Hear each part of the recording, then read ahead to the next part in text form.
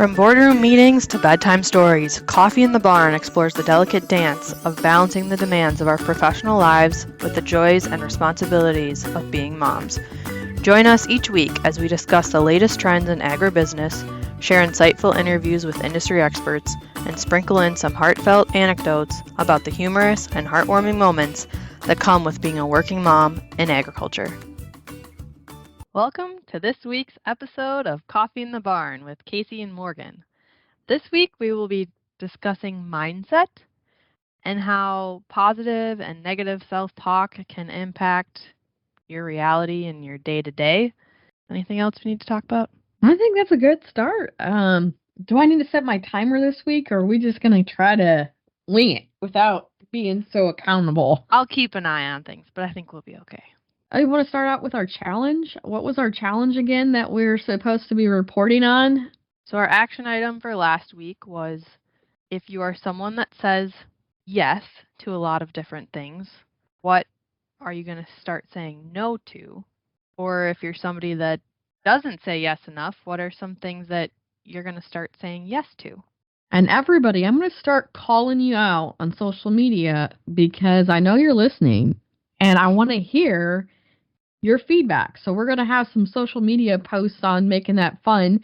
I probably won't do that through LinkedIn, but maybe more through Facebook, Instagram, for something like that, because we want to hear from you. This is going to steer our conversations in our journey on that. But I had to think about, what am I in a week? I can give you an example in a week to make it fun. So I had put strict boundaries in with my son so we both sleep well and he wouldn't be grumpy, that he has to sleep in his bed and he likes to sleep in my bed with me when Jason works. He just feels more comfort, right? He doesn't feel alone and he feels more secure. But we not always either one of us sleep well together. He is a bed hog is the problem. So instead of saying no, I said yes this week because I knew I was going to be traveling and I've been working late nights, getting ready for sampling this week and stuff for a customer. And so I let him sleep with me this week. And I'm glad I did, because we were watching a movie, hanging out, and I know he fell asleep, like not even halfway between the movie, but it was still nice, right? It was just me and him time. And he wasn't on his Switch. He wasn't in his room. We were hanging out together. So I'm really glad I said actually yes to that when I would say no. So I know I said I'm a yes person that needs to say no more, but that's the best example I had. What about you, Morgan? I don't think I've said no to anything that I didn't have to say no to, but I have been traveling a few days a week and will continue over the next couple weeks. And so I think I've said yes a little bit more to some activities that my kids have requested, especially before bedtime. You know, there's always the extra book or the extra 10 to 15 minutes of playing a game. And with Emma, if she's in a good mood and not too tired, I'll stay up an extra 20 or 30 minutes and just have a little bit of extra play time for when I'm home. So I think I've said yes to more kid activities. Which, by the way, for a mom is sometimes saying no and causing issues maybe that we didn't want the next day. So yeah, no matter how late they go to bed, they seem to always wake up about the same time. The same time. And sometimes they are a little ornery, but I mean, occasionally if Emma just has a really busy day, she'll go to bed at like 6:30, 7 o'clock because she's just so exhausted. So on the nights where she hasn't had that crazy of a day and she's still okay by 7:38, I'll play with her or lay with her for a little bit longer. And well, that was what's crazy about Arthur. Watching a movie, I'm like, he'll go right to sleep and it'll be fine. At 8:30, he went to bed a little after 7. The boy was tired. I was like, wow. Maybe this wasn't such a good idea because I don't want to go to bed at 7. I want to watch the movie.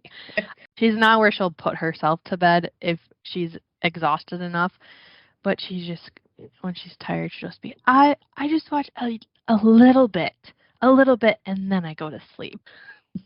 But she won't fall asleep on the couch, even if she's curled up with a blanket or a pillow. I don't know. There's just comfort in being in your own bed.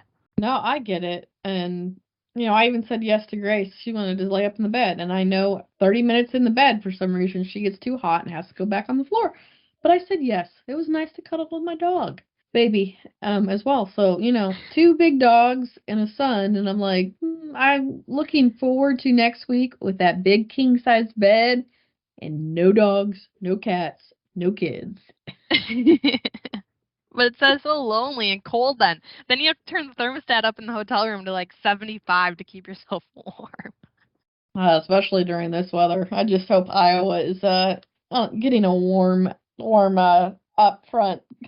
It's supposed to be above freezing. This week has taken its toll on my body. Everybody's stir crazy. The dogs, the cat, the kids, the husband. We're all stir crazy. I'm working in the cold. I'm just over it. I keep telling everybody I really want a beach vacation, so I'm hoping somebody gifts me with one, but it's not gonna happen. All right. Well, I think that about probably wraps it up for the mom talk. Yeah, without the timer, I think we did good on the challenge or action items, sorry. From last and the week, mom yeah. talk. Moving into the meat of this week. The overarching topic is mindset and how we talk to ourselves, how we talk about ourselves to other people, and how the story that we tell ourselves becomes our reality. And so, Casey, is there specific? I mentioned a couple weeks ago that I really like affirmations, or is there something that you tell yourself every single day that has kind of ingrained in yourself now after repeating it enough times? Actually, no. No? No, I've never really been affirmation. I would say my anxiety and everything was what I used to do is replay events that I could have said something different and I'd just eat myself alive. I used to do that. I don't do that anymore. It's like it's in How'd the you past. stop doing that? When did I stop doing that? No, I said how did you train yourself to stop doing that? I don't. Or techniques did you? Because I feel like I do that same thing. Is like I'll get done with a presentation or something, and if I know that I could have done better, I don't want to say sulk, but I'll have depending on how long it was or the extent of it, I'll have a 2 to 4 hour period where I feel kind of in the dumps. I don't know, honestly. And this is sad. I've listened to a great podcast on emotional regulation with Adam Grant, and then I listened to a masterclass episode podcast from Heather Monahan about, exactly this topic right before we recorded. And I'm like, and I have coaches, I'm like, I don't know. I just age, maybe? Maybe I hit that 40 and my give a shoot is busted. I don't know. I would say though, something happened this week with a service project. It was not my error, but yet I was in charge of the work, and so I was the service provider. And so I'm like rationalizing in my head everything that went wrong and how I could have prevented it. But I'm like, I'm not going out there and telling the client, oh, I'm so sorry, this is a mess up. And I'm like, this happened. These are the corrective actions I'm taking to make sure this never happens again. And I think Heather mentioned that, like, just not saying sorry. Like, my husband had to coach me out of that. I would apologize for everything. And she said that's one of the most negative self-talk things you can do for yourself is apologize. My husband really helped me work on that. And so that's just an example, but there was a mistake at work. I corrected the problem, but I'm also being proactive and saying I'm not denying that there was a problem. And I'm not saying the person should have all the blame because it falls back on me as well. It's my company. It's my business. But I'm putting corrective actions in to make sure it doesn't happen. And I have to go back to old school research, Casey, and we're going to have protocols and sign-off sheets and checklists and even more, right? I'm doing it positively. I took a bad thing and turned it positively of how I can even make this better. Yeah, I think I find myself doing putting in the same measures.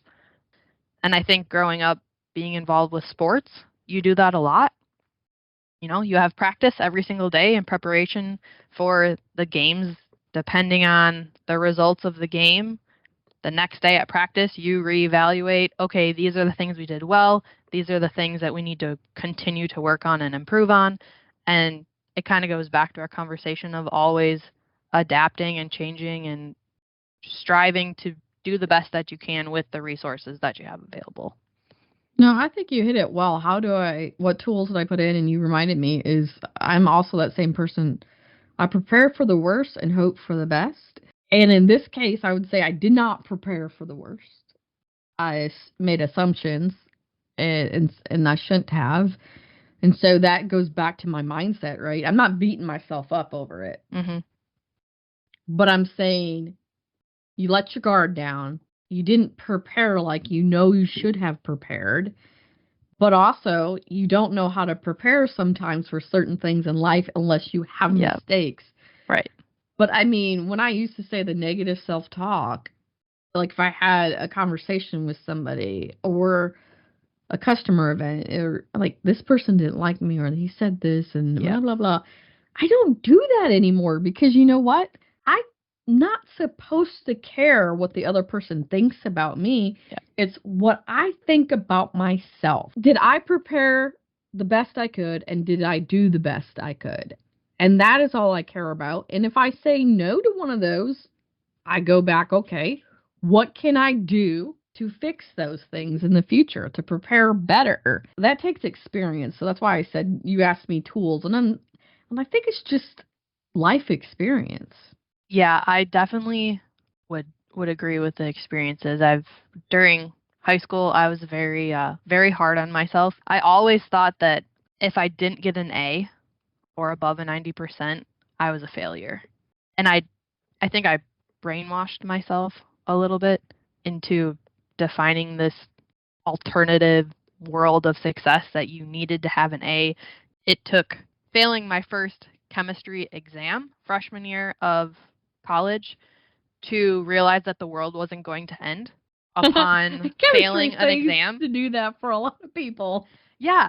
And I studied as hard as I always had.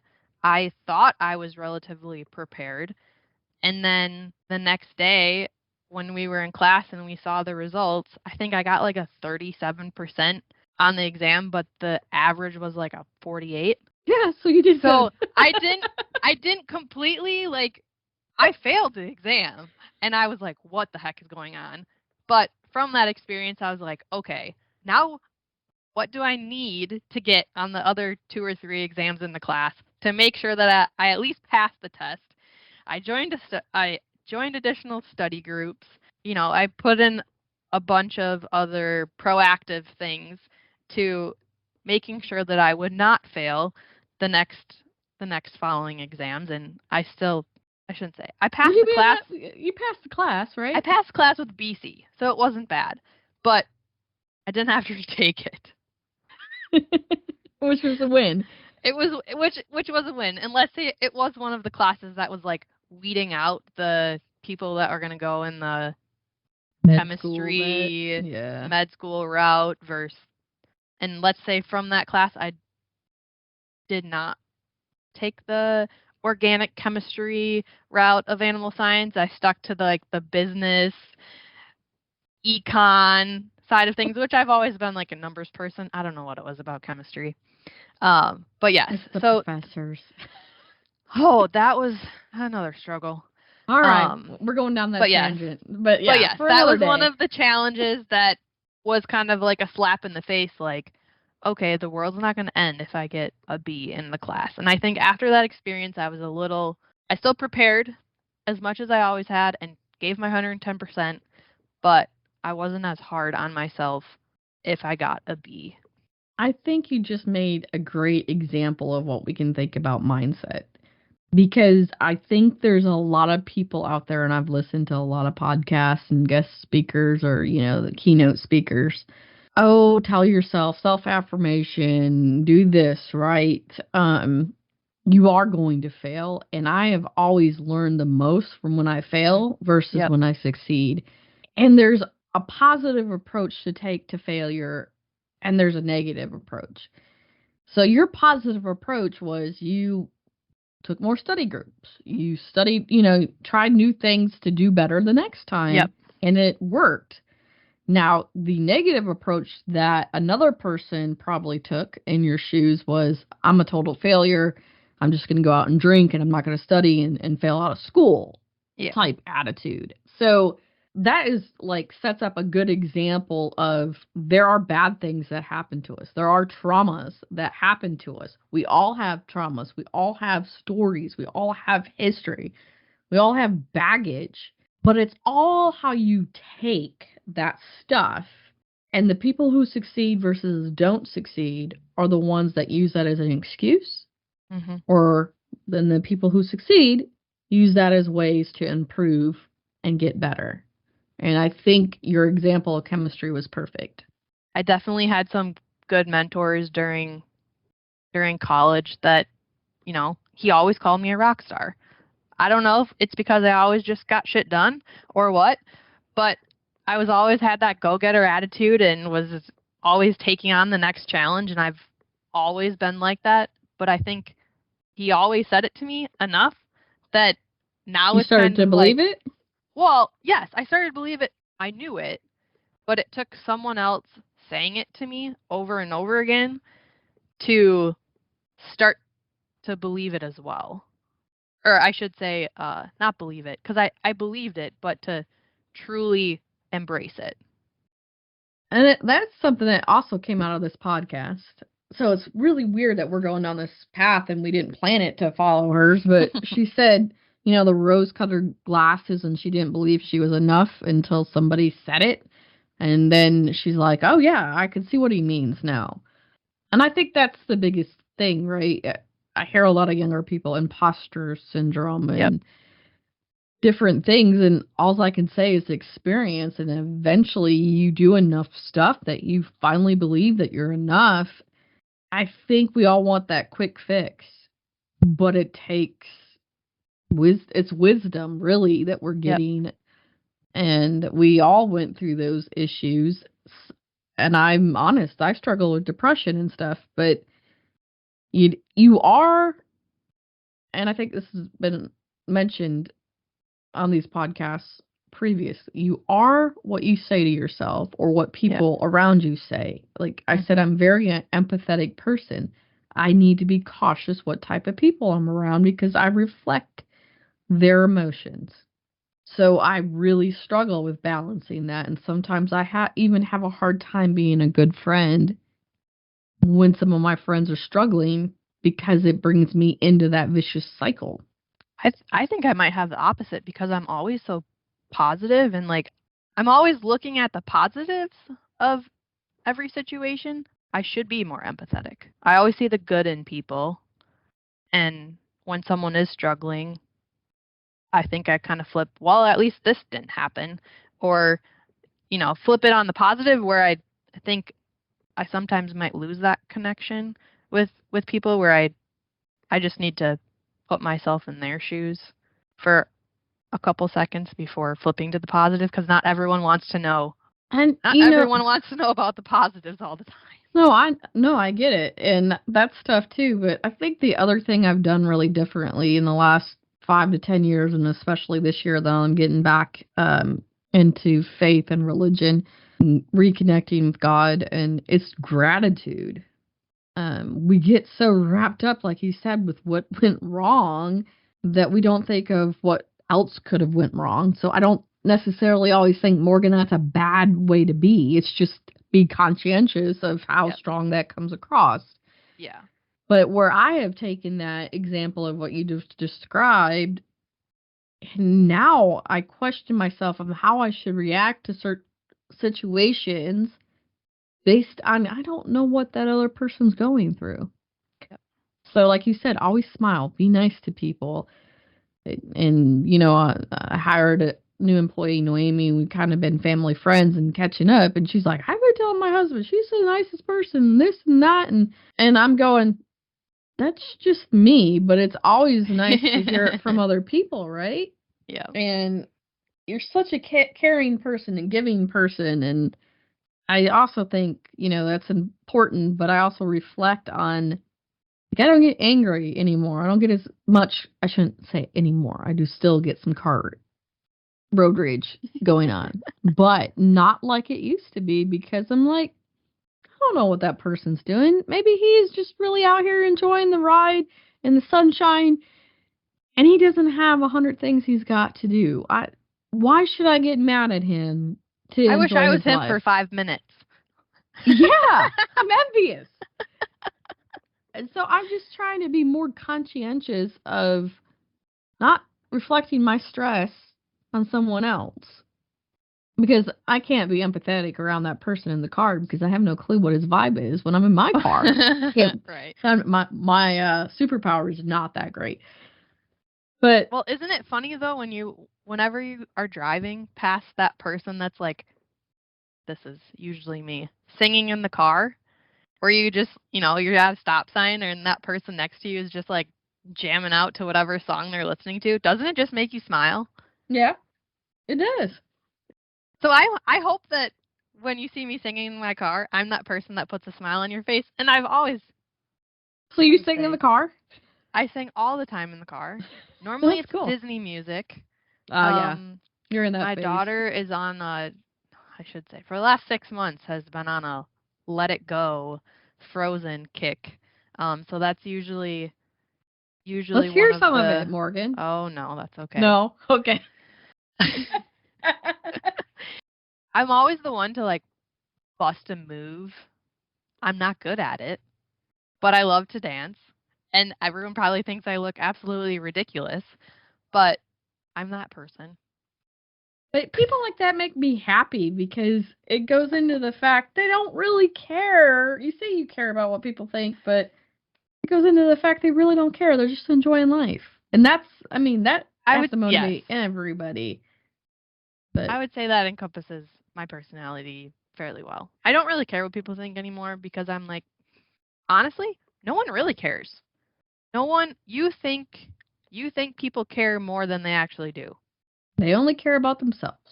And In context though, they have a lot of other things to be thinking about than if you wore the same shirt 2 days in a row. Or like nobody really cares. They might take 2 seconds and have a split second thought about it, but then they move on. Like there's other things that's going through people's heads than especially having today. to think about what you're thinking about. Yeah. So yeah, I had to get over that, growing up, as everyone does. You can't completely not care what people think. Not if you're trying to sell them stuff. True. Very true. But I think you should always, that kind of goes back into the growth, personal growth conversations that we've had, is you want to know how you come across as a person. I had to learn when I was in grad school. I had a boss that I would just ask questions because I was always curious about why we did certain things on the farm, and he took that as me questioning his authority. We learned this after sitting down and having a conversation about it, because I was always wondering, well, why does he always get mad when I ask questions? I'm just curious. Where he took it as I was questioning his authority, where I didn't have that intention at all. And so I think having those hard conversations sometimes and just understanding where two people are coming from, where you stand, really helps accelerate relationships. You made a really good point, because I should say I do care what people think, but if I notice there's a problem, I'm quicker to ask and resolve the problem, right? It's just being consciously aware of how you impact others. Yep. If you want to wear your hair bright red, wear your hair bright red. But be under the realization that not everybody will react the same way. Yep. But you can't control that. If you want to wear red hair, wear your red hair and flaunt it, girl, because my hair might be turning some reds too. We'll see. But I'm just using that as an example, and everybody's like, well, they should accept me for who I am. And I'm like, no. But you need to accept you for the way you are. And but also know that not everyone will accept you that same way. And love yourself no matter if they don't. Right. That's the mindset, right? You can be different. You can wear different clothes. You can act differently, but you have to realize that doesn't mean the other person has to like you. Yeah, that goes into the conversation of it's not you, it's them. That guy just doesn't know fashion. Did he not know this is what was just ran out on the Milan runway? You know, come on, you don't know fashion. That's what you need to think, right? That shirt. Yeah. It looked great. It accentuates this versus, oh my gosh, what is she wearing? That's kind of what we're talking about. But I also want to say, you know, and this is where I think there's some confusion out there of the people, right? And growing up and learning, and we've been really focusing on emotional intelligence and diversity, equity, and inclusion conversations and culture, you know, bringing all types of people together. Yep. Just because I don't agree with you doesn't mean that I can't get along with you or like you. Oh, yeah. And I think that is where even some people, from a mindset, that just compounds things, that they get upset if people don't agree with them. And so if you're one of those people, it's okay for people not to agree with you, because it's what makes the world fun, that we're all different.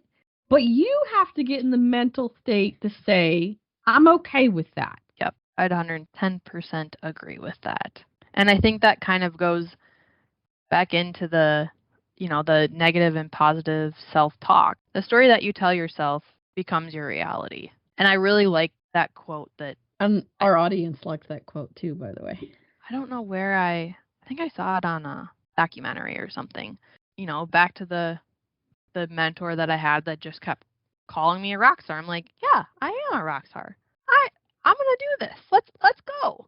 And I think that pushed me into motherhood and my career in being able to be like, yeah, you can do it all. Why not? Why can't you do it? Yes, there's the challenges and things that come with it all, but don't know when you're going to fail until you keep pushing and pushing and pushing yourself. Or you don't know where, I don't want to say your breaking point is, but you don't know where that end point or that wall is until you get there.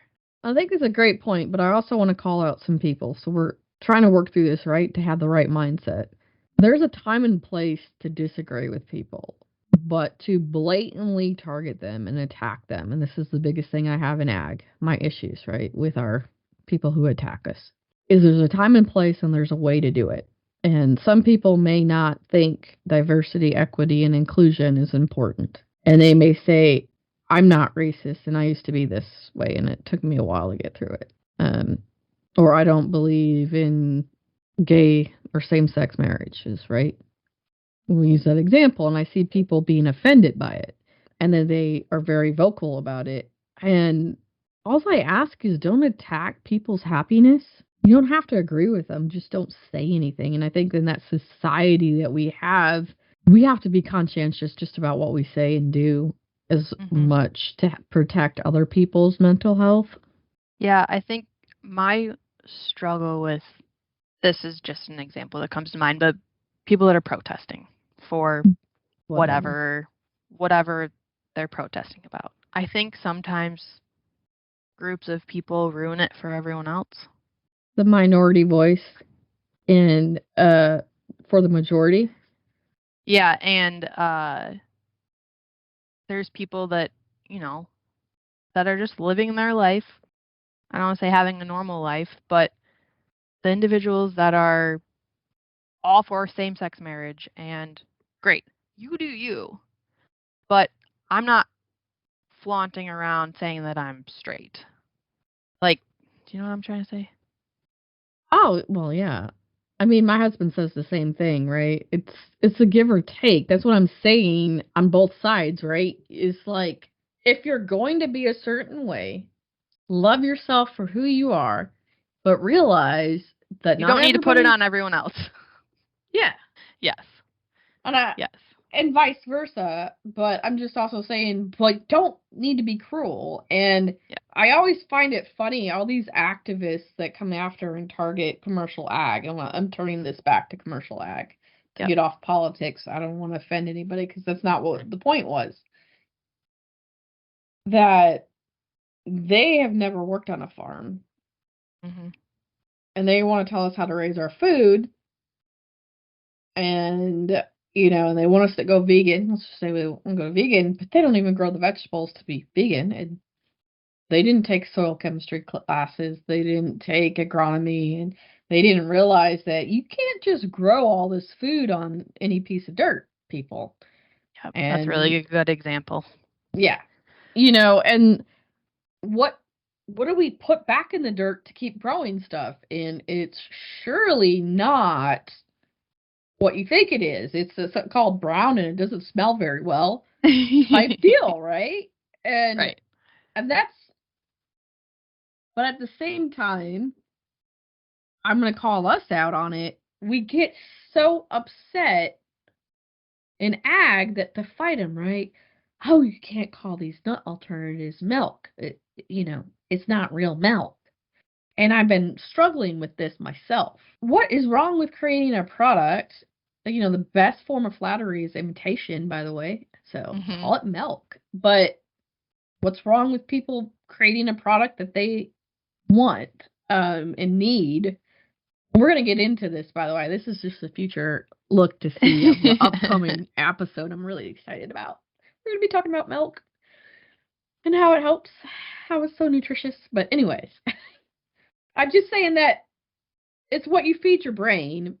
And you can go on Twitter and on the news, and it's so negative and everything when it comes to the world. And I don't know where I heard it, but the biggest thing is, can you be the light in somebody's dark world? Can you be that light? And I guarantee you that my light is not everybody else's light. Like, they don't want to be in my light, right? Mm-hmm. And then sometimes we just shine way too bright. Yeah, but yet there's a certain populations, maybe mosquitoes, that see my light or smell me and get attracted to you. They're attracted to me. That I can't get rid of them, right? So I think that's when I said I don't give a shoot anymore. It's that there's people I'm attracting and think very highly of me, and it feels great. Yet I know there's people in my world, no matter what stance I have on anything, that I'm like, oh my gosh, they're running away. Like, oh, I don't want to work with her. Why did she say that? That's not again, that's turning back to, it's not a you problem, it's a them problem. And I don't want to say it's a problem, but it's just who they are and how they view different people. There's plenty of people in the world that it's okay that not everybody likes you. And I think that's the biggest thing on mindset. Mm-hmm. If you can get over, hey, I'm going to have my tribe and that's all I need, and focus on being me and cultivating my tribe versus everybody has to trying like to please everyone. Yeah. Yep. That just hurts you and everyone else that you have relationships with, because you don't know who you are. And that can send mixed messages. And I heard this somewhere else too, where it was a guy went out to the bars with two females. Both of them were single, but they were both relatively good looking and were dressed pretty much the same. And one of the friends is extremely confident in who she is, and the other friend is not. And you could see that just in the bar, the friend that was very, very confident and knew what she wanted and knew who she wasn't the one getting hit on and talked to by a bunch of guys. It was the female that was very self-conscious and not so sure about herself and needed that reassurance from the opposite sex to make her feel whole. And she got the bad. I mean, she got a lot of bad vibe, probably. I yeah, mean, and she probably had the douchebags talking to her because she would talk to anybody. But that's just a good visual.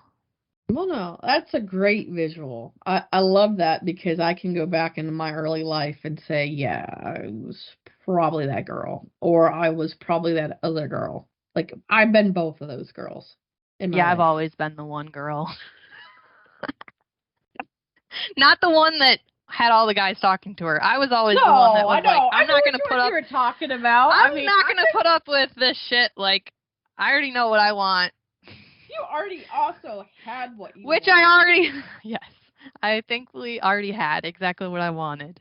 I would say we both have helped mold each other into better individuals. But yes, I've always been very fortunate to have that person that I already knew that I wanted and needed, so I didn't need that from other people. Yeah, and where I've kissed a lot of frogs until I found my husband. I was about ready to give up on dating. But wow, this is sure taking All a right. turn. Well, did we Yes. think it was going to go this way?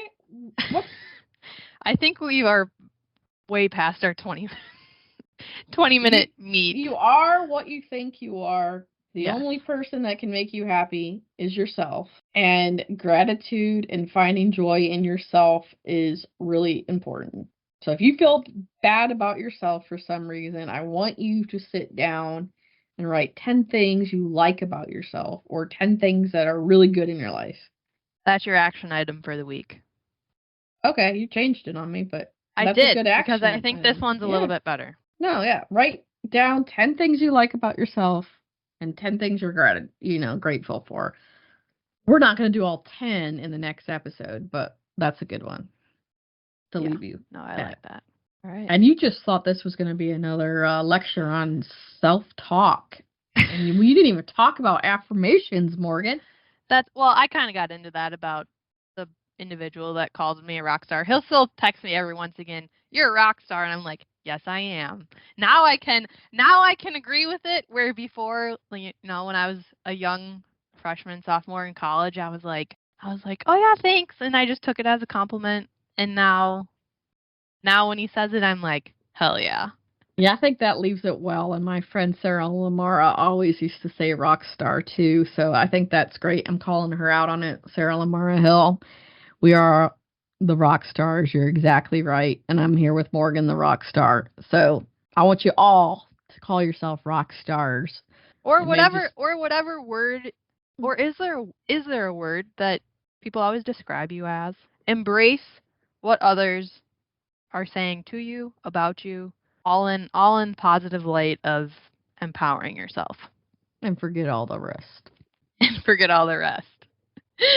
All right. With that, until next time, until next week, thanks guys for tuning in, and we will see you soon. Definitely. Wow.